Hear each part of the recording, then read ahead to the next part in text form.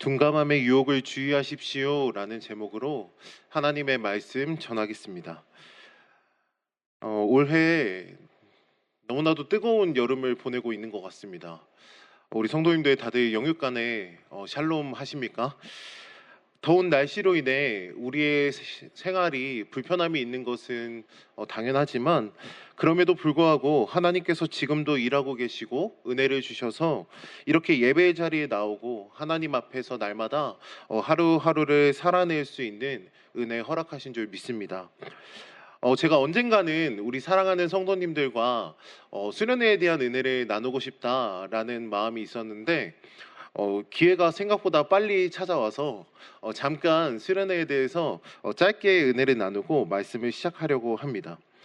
무더운 날씨보다 더 뜨겁게 찬양했던 우리 아이들의 열정과 우리 청년들의 그 깊은 은혜 속에 이 여름 사역, 여름 수련회가 잘 마무리되었습니다. 다시 한번 기도로 동참해 주시고 물질로 섬겨 주시고 또 섬김의 자리에서 함께 해 주신 우리 성도님들 참 감사드립니다. 매 수련회가 저에겐 너무 은혜로운 시간들이었지만 특별히 그 과정을 보면은 참 다이나믹할 때가 많았습니다. 저는 제일교회에서 진행한 수련회가 이제 5번이 되었는데 저는 어디를 가더라도 제일교회에서의 수련회의 기억은 잊지 못할 것 같습니다. 뭐 여러 가지 일들이 있었지만 지난 겨울 수련회를 준비하면서 참여 인원을 조사했더니 6명이 참여할 수 있다라는 암울한 기억이 있었고 이번 수련회를 준비하면서 연합 수련회를 진행하며 참 성도님들과 나누고 싶었던 귀하고 아름다운 모습이 한 가지 있었습니다. 내 교회 연합으로 수련회를 시작하며 참 각 교회별로 참여 인원들이 조사되었습니다. 근데 사실 제가 성도님들께 기도 요청을 드리고 약 80명 정도가 올 것 같다라고 말씀드렸는데 처음 참여 인원을 조사하니 50명 정도 되는 인원이 모였습니다. 점점 긴장이 되기 시작했습니다. 제가 80명이라고 얘기해놨는데 50명밖에 안 오면 우리 식당 봉사해 주시는 권사님들이 어떻게 생각하실까? 좀 많이 걱정이 되었습니다. 언제나 경험하듯 어떤 팀 안에서 있는 어려움들이 이 수련회에도 있었습니다. 여러 가지를 진행해야 하고 또 의견을 조율해야 하고 또 재정은 어떻게 사용할 것인가, 어떤 프로그램을 할 것인가, 주제는 어떤 것이 좋은가, 정말 다양한 의견들이 나오는데 성도님들께서 어떻게 느끼실지 모르겠지만 저도 한 고집합니다. 그런데 이제 교육자분들이 각자 일을 하시는 스타일이 있다 보니까 연합수련회가 참 힘든 것이 많았습니다. 그래서 의견을 조율하고 또 결정하고 하나하나를 만들어가는 상황 속에서 마음이 어려워지는 순간들도 분명히 있었고 그것은 단순히 이번 수련회뿐만 아니라 모든 은혜를 앞둔 그 시점에는 한 번씩은 다 일어나는 일들인 것 같습니다. 그럴 때 그 시점에 그 불평과 불만으로 빠지고 서로에 대한 미움과 다툼으로 빠지는 그 위험한 그 시점에 우리 각 교회 임원들과 교역자님들의 모습을 통해 또 하나님의 의견을 또 은혜를 발견하게 되었는데요. 그것은 지체들의 상태를 살피고 파악하면서 하나님 앞으로 그들을 인도해 나갔다라는 것입니다. 마음이 상한 지체가 있다면 먼저 연락해서 기도와 말씀의 자리로 나올 수 있도록 인도하고 스스로 긴장을 놓치지 않고 자꾸 하나님 앞에 나아가 기도하려고 했습니다. 또 주저하는 청년들에게 임원들이 먼저 손 내밀어서 권면하고 또 함께 릴레이 기도를 시작했습니다. 말씀을 묵상하며 함께 서로를 독려하는 모습을 보여줬고 그 결과 참 은혜로운 시간을 보내게 되었습니다. 참으로 감사하고 뜨거웠던 시간이었던 것 같습니다. 저는 이 준비하는 과정을 보면서 그 모습을 바라보면서 그리고 오늘의 본문을 묵상하며 한 가지 이미지가 떠올랐습니다. 그것은 무엇이냐면 경계를 서고 있는 어떤 초병의 모습입니다. 초병은 어떤 역할을 하는 것일까요? 언제 적이 쳐들어올지 모르기 때문에 깨어서 두 눈을 뜨고 주어진 상태를 바라보면서 긴장을 늦추지 않는 눈을 뜨고 상황을 살피면서 언제라도 적이 오면 그 즉시 반응하고 대적하기 위한 그 모습으로 자신들의 상태를 살피고 서 있는 것, 그래서 경계를 늦추지 않는 것, 그것이 바로 초병의 모습입니다. 이런 초병의 모습이 이끌어가던 리더들의 모습에 보였던 것 같습니다. 그래서 영적으로 무너져 가려고 하는 그 순간에 영적인 경계 태세를 분명히 하여 영적으로 깨어서 그것들을 잘 견인해가는 그 모습들. 작전에 실패한 군인은 용서할 수 있어도 경계에 실패한 군인은 용서할 수 없다라는 말이 있는 것처럼, 전쟁의 승패가 거창한 작전, 엄청 거대한 작전의 성공의 여부에 달려 있는 것이 아니라 아주 작지만 경계가 실패되는 그 지점으로 그들의 공격이 밀려 들어오는 그 순간 그 전쟁의 승패가 갈릴 수 있다는 것, 우리는 알고 있는 것입니다. 수련회에 가서 우리에게 맡겨진 일들을 잘 감당하고 오는 것, 식당에서 봉사를 하고 설교를 하고 찬양을 하고 각자의 자리에서 잘 하고 돌아오는 것, 그것이 아주 큰 작전이라면 그 작전을 치르기 이전에 그 전에 매일매일의 시간 속에 하나님 앞에서 우리들의 마음을 지키고 중심을 지키는 것이 실은 더 중요하다라는 것을 경험하게 된 것 같습니다. 하나님께서 이미 일하고 계시기에 그 앞에서 우리가 준비된 상태, 영적으로 깨어있는 상태로 서 있기만 한다면 우리는 하나님의 은혜를 놓치지 않고 그 순간을 잘 진행할 수 있는 것이구나 라는 큰 은혜가 있었다는 것입니다. 질문 한 가지를 드려보겠습니다. 우리 성도님들, 하나님의 이 살아계심 가운데, 일하심 가운데, 그 은혜 가운데 날마다 깨어 살아가고 계십니까? 영적으로 깨어 주님을 찾고 은혜를 구하고 계십니까? 여러분, 정말로 깨어 계십니까? 이 졸린 시간 잠도 깨어 있으십니까? 오늘 함께 살펴본 이 말씀은 바로 이 지점을 향한 하나님의 말씀입니다. 오늘 본문 가운데 두 가지의 질문으로 이 시대에 하나님께서 기뻐하시는 영적으로 깨어있는 성도의 모습이 무엇인가, 이 두 가지의 질문을 통해 함께 은혜를 나눠보려 합니다. 첫 번째 질문은 이것입니다. 영적 둔감함의 모습이 무엇인가입니다. 우리가 가지고 있는 영적의 둔감함의 모습이 무엇인가? 오늘 본문에 사무엘하 10장으로부터 이어져 오는 그 전쟁의 연속성에 대해서 11장까지 이어서 기록하고 있습니다. 오늘 본문의 1절을 보면 그 해가 돌아와 왕들이 출전할 때가 되매 다윗이 요압과 그에게 있는 그의 부하들과 온 이스라엘 군대를 보내니 그들이 암몬 자손을 멸하고 라빠를 에워쌌고 다윗은 예루살렘에 그대로 있더라. 지금 이스라엘 군대는 암몬의 반역을 징벌하기 위해 전쟁을 벌이고 있습니다. 그리고 그 전쟁의 흐름도 이스라엘에게 전혀 불리할 것이 없는 굉장히 유리한 형식으로 흘러가고 있었습니다. 이스라엘 군대가 성을 둘러싸서 이제 항복만 받아내면 되는 상황입니다. 학자들이 이 사무엘하 11장까지의 이스라엘의 모습을 가리켜 가장 힘있고 강력한 이스라엘의 모습이다라고 이야기를 합니다. 여러분, 그도 그럴 것이 다윗의 통치 전과 후로 이스라엘의 국력은 비교할 수도 없이 강해졌다라는 것을 잘 알고 있기 때문입니다. 목동으로 시작했던 그 다윗, 그 작고 연약했던 다윗의 인생이 이제는 한 나라의 왕으로 그 왕을 통치하는 그 영향력을 갖춘 인생으로 가장 강력한 나라의 왕의 모습으로 지금 바뀐 것을 우리가 알 수 있는 것이죠. 하나님 앞에서 누구보다 하나님을 사랑하고 두려워했던 그 착하고 충성된 그 종의 모습으로 다윗은 살아왔고, 그 순종과 헌신 가운데 다윗의 삶과 이스라엘은 하나님의 복 가운데, 하나님의 은혜 가운데 강력한 나라로, 아주 굳센 나라로 그리고 지내왔다는 것을 알 수 있습니다. 실로 하나님께서 허락해 주신 그 은혜의 울타리 안에서 다윗은 살아왔다는 것입니다. 다만 지금 문제가 한 가지 있는데, 그 문제는 무엇이냐면 그 은혜의 울타리 안에서 다윗의 모습입니다. 다윗은 지금 무엇을 하고 있냐면, 지금 사무엘하 이 저자는 의도적으로 1절 말씀을 통해 왕들이 출전할 때가 되었다라고 명시하고 있습니다. 왕들이 출전할 때가 되었다.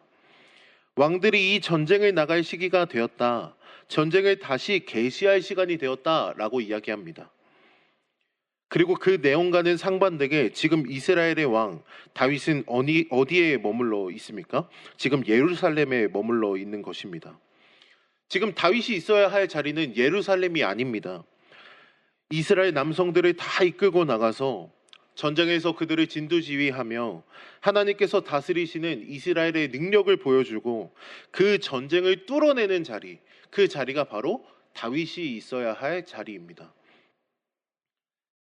하나님께서 다스리시는 이스라엘의 민족의 전쟁은 하나님께서 함께 하시는 전쟁으로 왕이 당연히 그 전쟁의 선두에 있는 것이 당연한 것이었습니다. 그러나 다윗은 지금 자신이 마땅히 있어야 하는 자리를 벗어나 예루살렘에 있는 것이죠. 이미 승기를 잡았기 때문에 혹은 적이 너무나도 약하기 때문에 그 자리까지 나아갈 필요가 없다라고 누군가가 말했을지도 모르겠습니다. 하지만 말씀은 분명하게 그의 영적 둔감함이 주어진 그 자리에서 벗어남에서부터 시작되고 있다. 그 영적인 둔감함이 본인의 자리에서 벗어남으로부터 시작되고 있음을 분명히 알려주고 있는 것입니다. 그리고 그 말씀이 우리에게 가르쳐주는 내용은 무엇입니까? 구원받은 하나님의 자녀들인 우리 역시 하나님께서 맡겨주신 그 은혜의 울타리 안에 있어야 한다는 것. 그리고 그 주어진 자리가 분명히 있다는 것입니다. 하나님 앞에 살아내야 되는 그 자리는 직장의 어떠한 모습일 수도 있고 가정의 모습일 수도 있고 수많은 관계 안에서 여러 역할을 감당해야 하는 그 모습일 수도 있고 교회 안에서는 각자의 직분으로 받은 그 자리까지 각자에게 하나님께서 허락해 주신 그 은혜의 울타리, 그 자리가 분명히 있다는 것입니다.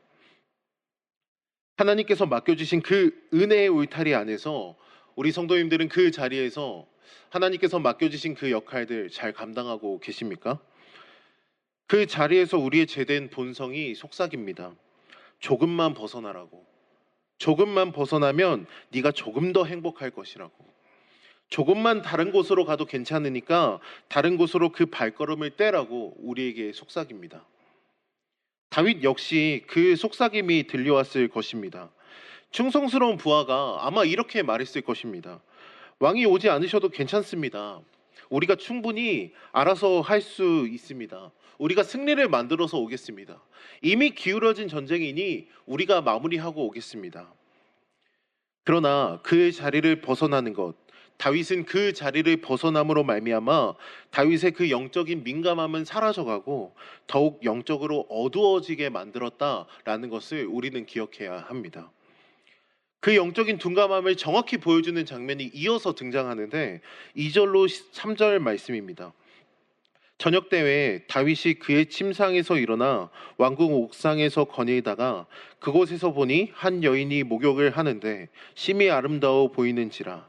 다윗이 사람을 보내 그 여인을 알아보게 하였더니 그가 아뢰되 그는 엘리암의 딸이요 햇사람 우리아의 아내 바세바가 아니니까 하니. 지금 우리가 잘 알고 있는 이 본문의 2절로 3절 말씀, 다윗이 영적으로 둔감해져감을 선명하게 볼 수 있습니다. 그것은 왕궁 옥상에서 이 여인이 목욕하는 장면을 볼 때 그 다윗의 모습에서 말씀은 이렇게 기록하고 있습니다. 그 여인이 심히 아름다워 보였다라는 것입니다. 이것이 무엇을 의미합니까? 다윗은 자신도 모르는 사이에 스치듯 그냥 목욕하는 여자를 잠깐 바라본 것이 아닙니다.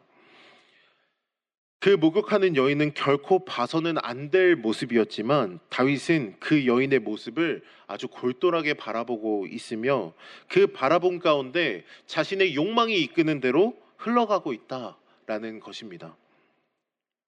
말씀을 묵상하면서 다윗이 과연 이러한 모습만 있었는가라는 것을 살펴볼 때 이전에 다윗이 과거 사울의 옷자락을 자르고 괴로워했던 그 다윗의 모습이 떠올랐습니다. 만약 과거의 다윗이었다면, 과거의 그 다윗이 오늘 본문의 상황에 있었더라면 다윗은 어떠한 반응을 보였을까요? 사울왕의 옷자락을 자르는 것조차 하나님 앞에 큰 죄를 짓는 것처럼 마음이 찔려하던 그 다윗입니다. 아마 오늘 본문의 왕궁 옥상에서 목욕하는 여인을 다윗이 봤다면 즉시로 눈을 감고 그 자리를 피했을 것입니다. 하지만 다윗은 지금 영적인 둔감함의 상태로 바뀌어 가고 있는 것입니다. 자신이 잘못된 것을 알고 있지만 그 자리에서 벗어날 생각을 하고 있지 않습니다. 심지어 그 여인은 누구의 아내입니까? 자신의 충성된 장수 우리아의 아내이며 신뢰하는 고문의 손녀라는 것을 알았음에도 불구하고 그 이야기를 다 들었음에도 불구하고 지금 다윗은 자신의 상태를 교정하려고 하지 않습니다. 그만큼 영적으로 어두워져 가고 둔감해져 가는 그 모습을 말씀은 우리에게 보여주고 있는 것입니다. 어느 시대보다 오늘날은 빠른 변화를 이야기하고 있습니다. 너무나 자극적인 메시지를 우리에게 쏟아내서 우리의 현실을 바라볼 때 이렇게 바뀌는 것이 좋은 것 같아. 이런 것들을 보고 이런 것들을 갈망하며 살아가는 것이 좋은 것 같아. 이런 것들을 쫓아가는 것이 더 좋은 것 같아. 성공하려면 이런 거 따라가야 돼. 우리에게 이야기하고 있는 이 시대 속에 우리는 살아가고 있습니다. 오늘 본문의 다윗의 영적 둔감함의 모습이 다른 사람의 이야기가 아닙니다. 오늘날 우리의 모습일 수 있습니다. 조금 더 누울 수 있고 쉴 수 있으며 풍요가 보장되어 있는 곳을 우리는 꿈꾸고 그곳으로 자리를 옮기려고 한다는 것입니다. 그 속삭임 앞에, 그 메시지 앞에 우리가 무엇을 고민해야 하는 것일까요? 제가 제일교회 온 지 3년이 되었습니다. 사실 횟수로 3년이 되었습니다. 처음에는 중고등부로 사역을 시작했지만 하나님 주신 감동으로 청년공동체까지 사역을 맡아서 해왔습니다. 제가 사역을 하면서 저의 거처나 자리 그리고 삶의 행동 반경을 생각해 봤는데 저는 참 재미없는 삶을 살아가고 있다라는 생각을 하기도 했습니다. 지금은 제가 사회복무를 하기 때문에 출근을 하지만 이전에는 제 행동 반경은 딱 3곳이었습니다. 이소역에 있는 알라딘 중고서점과 교회 그리고 집이었습니다. 그것을 반복하고 있는 삶을 보면서 너 왜 이렇게 재미없게 사니? 라는 형의 질문에 아무런 대답을 하지 못했던 기억이 납니다. 근데 저의 모습을 보면 한편으로는 그런 생각을 해본 적도 있습니다. 나 잘하고 있는 거 아닌가? 내가 가야 될 곳, 있어야 될 곳을 내가 지키고 있는 것 아닌가? 가선 안 될 자리를 가지 않는 그 발걸음을 내가 지금 하고 있는 것일 수도 있겠구나 라고 생각을 해본 적도 있습니다. 오늘날 우리의 시대는 끊임없이 우리가 있어야 될 자리를 벗어나 다른 곳에 가서 다른 곳을 보고 다른 것을 누리라고 말하고 있습니다. 그곳에서 영적인 둔감함을 더 즐기고 더 탐닉하고 세상의 달콤함 가운데 빠져들라라고 말하고 있습니다. 그래서 우리의 가정과 우리의 일터와 우리의 공동체 안에서 무언가 떠나라고 반복하며 이야기합니다. 화목을 떠나라 얘기하고 그 지체를 떠나라 이야기하며 우리에게 연합을 떠나라 우리에게 달콤한 목소리로 말합니다. 내가 있어야 되는 하나님 앞에서 분명히 있어야 되는 그 예배의 자리, 기도의 자리를 벗어날 때 믿음의 동역자들과 만나는 그 다락방과 소그룹의 자리를 벗어날 때 실은 우리의 영적인 예민함이 아닌 둔감함이 시작되는, 죄가 시작되는 아주 그 유혹이 거세게 몰려오는 아주 위험한 자리임을 우리는 분명히 기억해야 되는 것입니다. 사랑하는 우리 성도 여러분, 오늘날 저와 여러분들의 눈과 귀에 들려오는 메시지는 무엇입니까? 지금 마음속에 들려지는 그 음성이 무엇인지를 분명히 분별하시기를 소망합니다. 나의 영혼은 더욱더 깊은 잠으로, 나의 영혼은 하나님을 바라보는 것이 아니라 더욱더 둔감해져가는 그러한 상태로 바뀌어가는 우리의 어리석은 걸음을 우리가 하고 있다면 오늘 본문의 말씀을 살펴보며 우리의 영적인 둔감함의 그 유혹에서 벗어나려고 우리는 더욱더 하나님 앞에 몸부림쳐야 한다는 것입니다. 요한일서 2장 16절에 이러한 말씀이 있습니다. 이는 세상에 있는 모든 것이 육신의 정욕과 안목의 정욕과 이생의 자랑이니 다 하나님께로부터 온 것이 아니요 세상으로부터 온 것이라. 우리의 상태가, 우리의 마음이, 우리의 영적인 현 주소가 영적인 둔감함과 영적인 어리석은 모습으로 자꾸 빚어지고 있다면, 우리의 귀에 들려오는 그 유혹의 소리에 우리가 집중하고 있다면, 우리의 몸과 마음이 그곳을 향해 나아가고 있다면, 우리는 다시 한번 이 말씀 앞에 나를 돌이켜 봐야 한다는 것입니다. 그렇다면 이제 영적으로 깨어 있기 위해, 우리 깨어 있는 성도가 되기 위한 두 번째 질문은 무엇일까요? 그것은 바로 영적 경계 태세의 모습이 무엇인지 우리는 살펴봐야 한다는 것입니다. 영적 경계 태세의 모습. 오늘 본문에서 다윗은 끝내 자신의 욕망에 사로잡혀서 충성된 부하 우리아의 아내 바세바를 그리고 동침하며 임신이라는 결과를 만들어냅니다. 그리고 그 일을 수습하기 위해서 지금 어떤 방법을 찾고 있냐면 6절에서 8절 말씀입니다. 다윗이 요압에게 기별하여 햇사람 우리아를 내게 보내라 하매 요압이 우리아를 다윗에게로 보내니 우리아가 다윗에게 이르매 다윗이 요압의 안부와 군사의 안부와 싸움이 어떠했는지를 묻고 그가 또 우리아에게 이르되 내 집으로 내려가서 발을 씻으라 하니 우리아가 왕궁에서 나가매 왕의 음식물이 뒤따라 가니라. 지금 이 말씀들이 보여주고 있는 것 무엇입니까? 지금 전쟁에 나가 있는 우리아를 다윗이 불러드립니다. 그래서 우리아에게 이렇게 말합니다. 너의 발을 씻으라. 너의 발을 씻으라. 이 말씀은 단순히 발을 씻는다, 우리의 몸을 가다듬는다 이런 뜻이 아닙니다. 이것은 아내와 동침하라는 표현이며 이 동침하는 자리까지 보내기 위해서 다윗은 특별히 음식까지도 지금 우리아에게 내어주는 모습을 보여주고 있습니다. 인간적인 모습으로 보면, 인간적인 관점으로 보면 우리아에게는 굉장히 좋은 기회일 수 있습니다.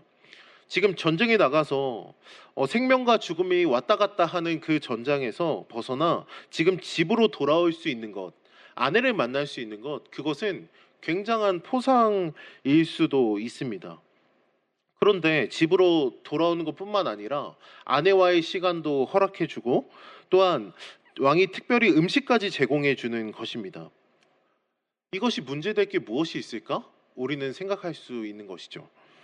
우리아가 앞서 살펴봤던 다윗의 영적 둔감함, 그 영적인 상태를 똑같이 공유했다면, 그런 상태를 갖고 있었다면 우리아는 주저하지 않고 다윗의 명령에 따랐을 것입니다. 그런데 지금 오늘 본문의 우리아는 다윗과 전혀 다른 영성의 모습을 보여주고 있고 그 영적인 모습을 지금 보여주고 있습니다. 10절로 11절 말씀을 보면 어떠한 사람이 다윗에게 아뢰되 우리아가 그의 집으로 내려가지 아니하였나이다. 다윗이 우리아에게 이르되 내가 길 갔다가 돌아온 것이 아니냐 어찌하여 내 집으로 내려가지 아니하였느냐 하니 우리아가 다윗에게 아뢰되 언약궤와 이스라엘과 유다가 야영 중에 있고 내 주 요압과 내 왕의 부하들이 바깥들에 진치고 있거늘 내가 어찌 내 집으로 가서 먹고 마시며 내 처와 같이 자리이까 내가 이 일을 행하지 아니하기로 왕의 살아계심과 왕의 혼의 살아계심을 두고 맹세하나이다 하니라. 지금 왕이 이 충성된 장수에게 집으로 돌아와서 좀 쉬어, 맛있는 것도 먹고 아내와의 시간도 즐겁게 보내, 지금 이야기했지만 그 심을 아내와의 동침을 이야기하였으나 우리아는 그 명령 앞에서 순종이 아닌 불순종을 선택했습니다. 그 이유가 무엇이었을까요? 우리아가 왜 이 달콤한 소리에 집중하지 않았을까요? 왜 이 명령에 불순종했을까요? 왕의 명령이 하나님 앞에서 합당하지 않음을 우리아는 말씀 앞에서 질문하고 확인하였기 때문입니다. 지금 우리아가 다윗에게 대답하는 가운데 언약궤와 이스라엘과 유다가 야영 중에 있다라는 표현을 사용합니다. 지금 언약궤가 전쟁에 나가 있다, 이 말은 하나님께서 지금 그 전쟁을 주도하고 계시다라는 뜻입니다. 우리아는 언약궤 곧 하나님께서 함께 하시는 그 전쟁을 치러가고 있는 거룩한 전쟁에 임하는 그런 장수로서 이스라엘의 남자로서 내가 그 전쟁에 합당한 모습으로 내가 취하겠다, 지금 이야기하고 있는 것이죠. 이스라엘 백성들이 거룩한 전쟁에서 승리하기 위해서 반드시 필요한 것이 한 가지 있는데, 그것은 이스라엘 가운데 부정함을 제하는 것입니다. 부정하지 않도록 자신을 지켜야 한다는 것, 그 인식, 그 신념을 지금 우리아가 갖고 있는 것이죠. 단순히 음식을 거절하고 그냥 편안함을 거절한 것이 아닙니다. 하나님의 말씀에 비교했을 때 그 왕의 명령이 합당하지 않음을 우리아는 분명히 알고 있었던 것이죠. 지금 왕이 이야기하고 있는 아내와의 동침, 그것은 바로 자신을 부정하게 만드는 것입니다. 레위기와 출애굽기 말씀에 이렇게 기록되어 있는데요. 레위기 15장 18절 말씀을 보면 남녀가 동침하여 설정하였거든 둘 다 물로 몸을 씻을 것이며 저녁까지 부정하리라. 또 출애굽기 19장 15절 말씀에 보면 모세가 백성에게 이르되 준비하여 셋째 날을 기다리고 여인을 가까이 하지 말라 하니라. 이스라엘의 규례에는 아내와 동침하는 것, 여인과 함께하는 것, 그것을 부정하게 되는 것이라고 이야기하고 있습니다. 그 행위가 곧 부정하게 되기에 지금 우리아는 왕의 명령이 자신에게 들렸음에도 불구하고 그 명령에 순종하는 것이 아니라 그 명령 앞에서 멈춰서서 지금 질문하고 있는 것입니다. 과연 이 명령이, 이 뜻이 하나님의 마음에, 하나님의 말씀에 합당한 것인가? 그것이 합당하면 내가 순종하겠으나 그것이 합당하지 않으면 내가 순종할 수 없다라는 것입니다. 이어서 영적으로 어두워진 다윗은 그 다음 날에도 다시 한번 우리아를 불러서 먹고 마시게 하며 취하게 만듭니다. 취한 상태로 집으로 돌아가 아내와 동침하는 것을 또 의도적으로 만들어 가는데, 하지만 그럼에도 불구하고 우리아는 끝까지 집으로 내려가지 않습니다. 여러분, 우리아는 왕이 두렵지 않았을까요? 정말 그 엄청난 영향력을 가지고 있었던, 권력을 쥐고 있었던 왕의 명령은 너무나도 두려웠을 것입니다. 그러나 그러한 왕이라 하여도 우리에게 있어서는 더 중요한 것이 있습니다. 그것은 바로 하나님의 말씀, 하나님의 뜻 앞에 내가 서 있는 것. 그 말씀의 선을 벗어나지 않는 것이 우리에게는 훨씬 더 중요하다라는 것입니다. 우리의 이 모습 속에서 우리는 무엇을 보게 됩니까? 그것은 영적으로 깨어있는 한 사람, 말씀에 붙잡혀 움직이는 한 사람을 우리는 보게 되는 것입니다. 오늘날 시대는 유별 떨지 말고 흘러가는 대로 살아. 우리 오늘날 현실에서 참 많이 듣는 이야기인 것 같습니다. 그냥 흘러가는 대로 적당하게 살아. 적당히 흘러가는 대로 조금 거짓과 부정이 섞여 있어도 조금 타협해도 괜찮아. 우리가 영적으로 깨어있지 못하다면 그 이유가 바로 여기에 있는 것 같습니다. 흘러가는 대로, 나의 삶의 자리에서 흘러가는 대로, 우리야 역시 흘러가는 대로 명령이니까 그냥 따르면 그만이었을 것입니다. 흘러가는 대로 명령에 따라 음식을 먹고 아내와 동침하면 아무런 문제가 없는 것이죠. 하지만 우리아를 통해서 말씀이 우리에게 보여주는 것이 바로 그것입니다. 그럴 수 없다는 것이죠. 흘러가는 대로가 아니라 말씀이 이끄는 대로 살아가야 하는 것. 영적 경계의 태세, 영적으로 깨어있기 위해서는 흘러가는 대로 살아가는 인생이 아닌 어떠한 문제 앞에서 멈춰서서 질문하고 그 말씀에 붙잡힌 상태로 그 결정들을 해나가야 한다는 것, 우리에게 보여주고 있는 것입니다. 이번 수련회에 참 귀여운 아기가 있었습니다. 피아노로 섬겨주신 여자 전사님이 출산을 하신 지 얼마 안 되셔서 갓난아기를 데리고 이 수련회에 참여하셨습니다. 샤론이라는 아기였는데, 제가 말씀을 묵상하면서 말씀에 붙잡힌다라는 단어가 제 마음에 굉장히 남았습니다. 그때 이 아기가 생각이 났습니다.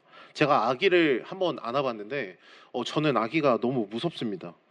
잘못 안아서 어떻게 될까봐 막 혹시나 좀 그럴까봐 너무 걱정이 많이 됩니다. 전에 제가 저희 교회 도윤이를 한번 안아본 적이 있는데 제가 느껴도 제가 참 어정쩡하게 안더라고요. 그래서 우리 권사님들이 엄청 비웃으셨던 기억이 납니다. 갓난아기를 안을 때 안전하게 안기 위해서 아이를 엄마 혹은 보호자가 몸에 묶습니다. 아기는 편안함을 느끼기도 하겠지만 벗어나고 싶어 하기도 합니다. 자유를 억제하니 얼마나 불편하겠습니까? 몸도 움직일 수도 없고 간지러워도 긁을 수가 없는 그런 아주 꽉 붙들린 상태이죠. 그런데 우리는 알고 있습니다. 아기를 카시트 혹은 보호자 몸에 묶어야 안전하게 안아야 싸매야 그 아이들이 안전하다는 것을 말입니다. 붙잡힌 상태로 이동해야 그 아이의 움직임이 안전을 보장할 수 있는 것이죠. 근데 그 모습을 떠올려 보니 제 모습을 보게 되었습니다. 나는 지금 정말 나를 안전하게 이끌어가는 그 하나님의 말씀에 붙잡혀 있는가? 그 말씀의 끈에 내가 붙잡혀서 비록 나의 모든 행동이 조금 불편하게 느껴질지라도 나의 선택과 결정이 조금 자유롭게 느껴지지 않을지라도 내가 지금 이곳에 붙잡혀 있는가? 내가 하나님께 올바르게 붙잡혀 있는가? 라고 고민하게 된 것이죠. 우리 성도님들의 삶은 어떠십니까? 지금 영적 둔감함의 모습과 깨어있는 모습을 두 가지를 살펴보았는데 우리 성도님들의 삶은 어떠십니까? 영적으로 깨어 나아가는 그 모습은 말씀에 붙잡힌 그 상태로 나아가는 것입니다. 말씀에 붙잡힌 그 상태로 나아가 말씀에 부딪히는 것들은 다 거절하고 다 멈춰내고 흘러가는 대로가 아닌 말씀이 이끄는 대로 살아가는 것. 우리는 그렇게 나아가야 한다는 것입니다. 우리아는 햇사람입니다. 이스라엘 민족도 아니었습니다. 가나안 출신의 이방인이었습니다. 그런데 지금 그의 걸음은 누구보다 하나님 앞에 바로 서 있는 것 같은 그런 모습을 보여주는 것입니다. 우리아의 모습은 마치 과거의 다윗의 모습을 연상케 하고 있는 것이죠. 하나님 앞에서 질문하던 다윗, 말씀에 붙잡혀서 한 걸음 한 걸음 나아갔던 그 영적으로 깨어있던 과거의 다윗의 모습이 지금 우리아에게 보여지고 있는 것이죠. 말씀을 맺으며 오늘 저와 여러분들의 마음에 한 가지 단어가 새겨지기를 소망합니다. 바로 어찌 내가입니다. 어찌 내가. 오늘이 우리아의 대답을 통해 어찌 내가 그렇게 할 수 있겠습니까? 왕이 나에게 그것을 명하였다 하여도 어찌 내가 그것을 그렇게 할 수 있겠습니까? 어찌 내가 그렇게 결정할 수 있겠습니까? 어찌 내가 그 악을 행하겠습니까? 어찌 내가 사랑하는 지체를 미워할 수 있겠습니까? 어찌 내가 하나님의 자녀인데 그렇게 결정하겠습니까? 영적으로 깨어있는 하나님의 사람들의 입에서 나와야 하는 고백. 어찌 내가 하나님의 사람인데, 어찌 내가 하나님의 백성인데 그렇게 할 수 있겠습니까? 말씀의 서두에 언급드렸던 경계에서는 그 초병의 모습, 우리 마음에도 그려보았으면 좋겠습니다. 영적으로 깨어서 경계를 서고 민감한 상태의 모습으로 하나님을 바라보며 하나님의 말씀에 붙잡힌 바 되어 나아가는, 하나님께 질문하며 전진하는 그러한 모습. 오늘 이 말씀을 통하여 나태해져 있고 영적으로 둔감해져 있는 우리의 마음들이 다시 오늘의 말씀 앞에 엎드려 영적으로 둔감함이 아닌 깨어 말씀에 붙잡혀가는 저와 여러분들의 삶이 되시기를 예수님의 이름으로 축복합니다. 하나님의 말씀에 두려워 떠는 자, 하나님 말씀에 생명을 거는 자, 저와 여러분들이 되어서 날마다 주님 앞에 잘했다 칭찬받는 저와 여러분들이 되시기를 예수님의 이름으로 축복합니다. 기도하겠습니다.